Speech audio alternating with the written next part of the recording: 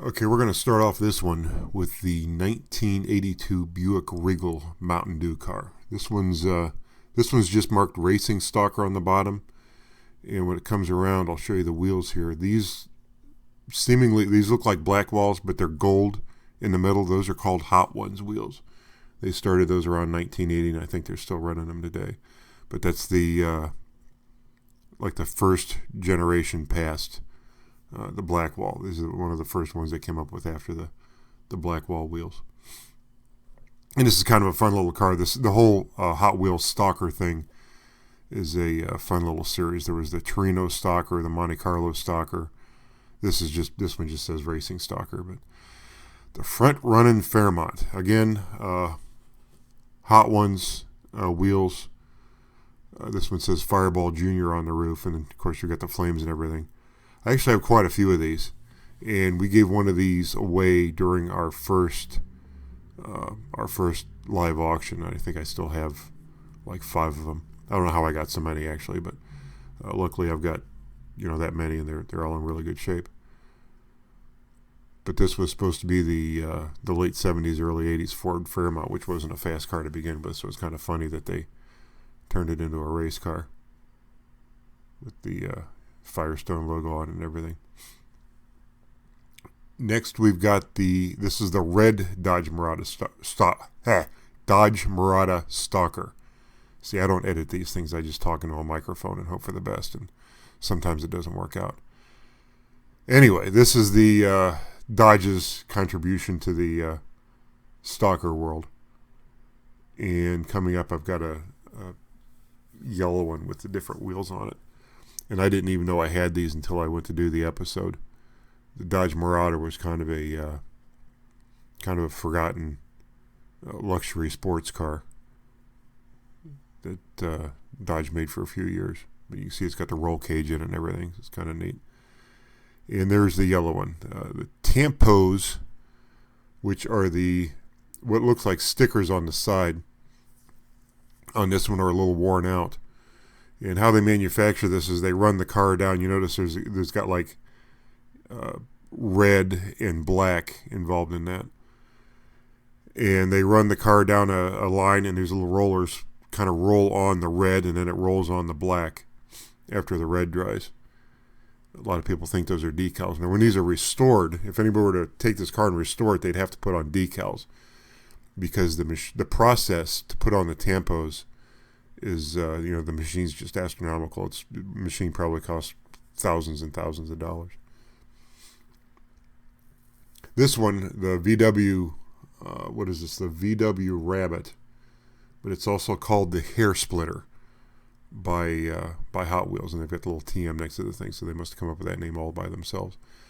This is kind of a neat little car. I guess I didn't catch it in the camera, but there's a spare tire on the roof in that little orange rack, and it is a Blackwall tire as well. And they probably just took one off the assembly line and put it up there and fastened it in. If that tire wasn't on the roof of this thing, it'd be on the wheels or on another Hot Wheels car somewhere. This one's kind of neat because the hood is actually part of the interior. The hood opens up to show the engine, but it's fastened in with the interior. And here we have a Ford Mustang. And these are all, everything in this show is Hot Wheels in this particular episode. And this one came out in 1979. I think all of the cars in this episode, except for one, were current model years to the issue date. So this would actually be a 1979 Mustang. The Dodge Miradas would have actually been 1980 Dodge Miradas, the Fairmont in 81 and the Regal in 82.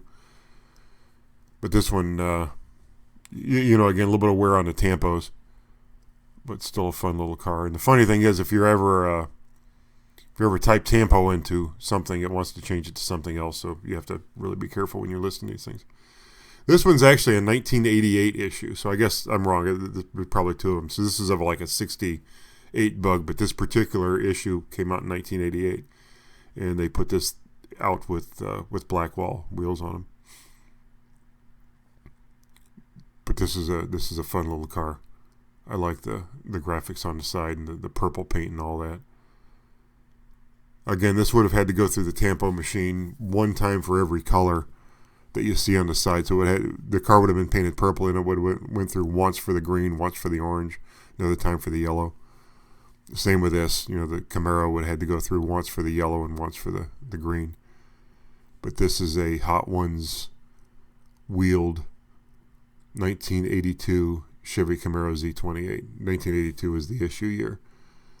It's probably of a 1981 Camaro, because I'm pretty sure the 82 Camaro was the new style design that looked kind of like the Knight Rider car. So they probably just got this one out late. But close enough. What's a year off?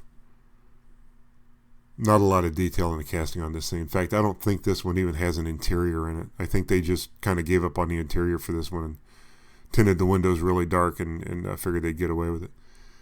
This one is made in 1980. It's a Minitrek camper. And that almost looks like a Chevy Love, or maybe a Ford Courier or something like that. One of those kind of Japanese mini pickup trucks. But again, this one actually has a little bit of an interior, but you can't see it because the windows are tinted so dark. But again, with the Blackwall wheels. I don't think this one ever came out with any other kind of wheels. And up next we have the 1981 Jeep Cj7. If you look at this one, it still has the Blackwall tires, but those wheels are a lot bigger. And this one was also issued, as with a lot of the other ones in this episode, this one is also issued with real rubber tires. And those were called Real Riders. If you can find this one with the real rubber tires in this condition, it's worth a few bucks. But a lot of these got stepped on. I'm kind of amazed this one still has its windshield and roll cage. I'm kind of surprised they didn't put a real tire on the back of it, a real, like a Blackwall wheel, but they decided not to do it for this one. But these came in all kinds of different colors and everything. The Jaguar XJS. Now, this was one of those cars where I really wanted a real one of these until I found out what a nightmare they were from owning a 6-cylinder Jaguar, and that was bad enough. I couldn't imagine what it'd be like to own a 12-cylinder Jaguar. That's got to be the worst. A lot of these real cars were converted with Chevy engines in them.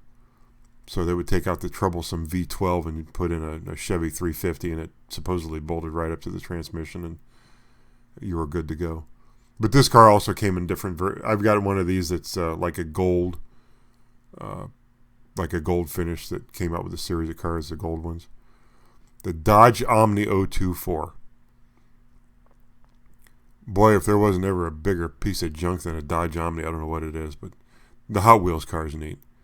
This one came out, I think, in 1980. Yeah, this one's marked 1980 on the bottom. And I'm kind of amazed that they got the 024 Omni on there as straight as they did. Normally, that comes out even more crooked than that on these cars. They didn't pay a lot of attention to, because back then they were just toys. Nobody dreamed that they'd be collector's items. So they didn't put a lot of attention to making sure that all the tampos went on there right. They let them go with errors and everything else, and it just didn't matter. The 1977 issued AMC Pacin Pacer. This was a neat car. This came out in orange and yellow. And the interior was kind of, if you look at it, it's kind of a chrome interior, which is kind of neat. They also had, back in the Redline days, in the early Blackwalls, they also had a Gremlin that had a really cool little Gremlin on the hood. And that one came out in chrome and green. A lot of these have a common color, and they have what's called an alternate color.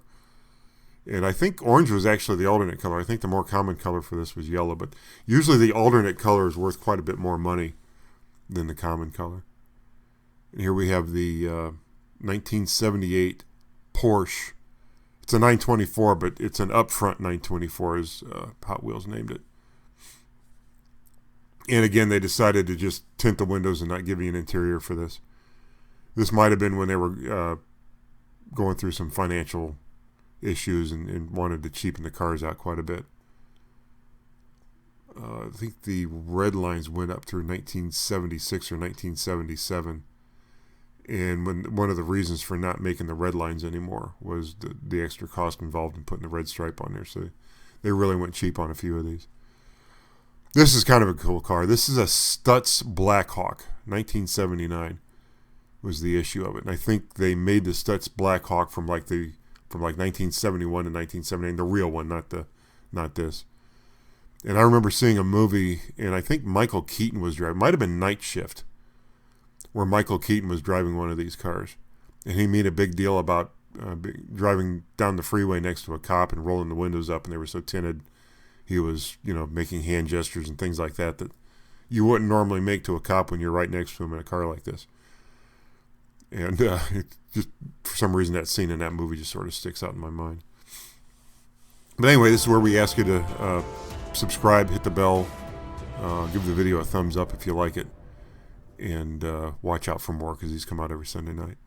Now, this is the Blackwall 57 T-Bird. And pretty much all of them came out in this color, but there were a lot of different variations in the wheel design on these. And this, again, is one that if you could find this with the real rubber Goodyear tires on it, called Real Riders, that's probably the most valuable version of this car. This is just kind of the plain Blackwall version of it.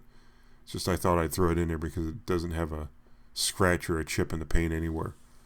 So before I got this, somebody took really good care of it. They took better care of it than I took of my cars as a child. I'll put it that way. I'm glad they did. So again, thank you for watching, and check us out next week. And we have videos throughout the week too, but the toy videos are out on Sunday nights. All right, take care.